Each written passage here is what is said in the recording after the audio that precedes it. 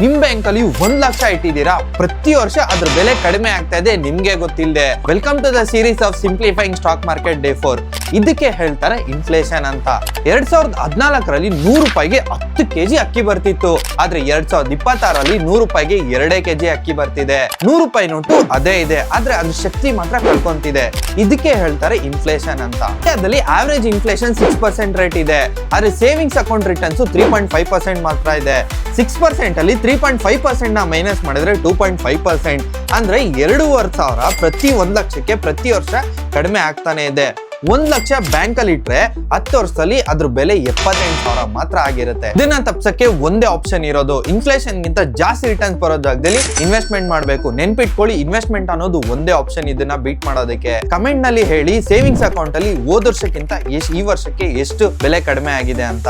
ಇದೇ ರೀತಿ financial tips ಗೋಸ್ಕರ ಫಾಲೋ ಮಾಡೋದು ಮರಿಬೇಡಿ.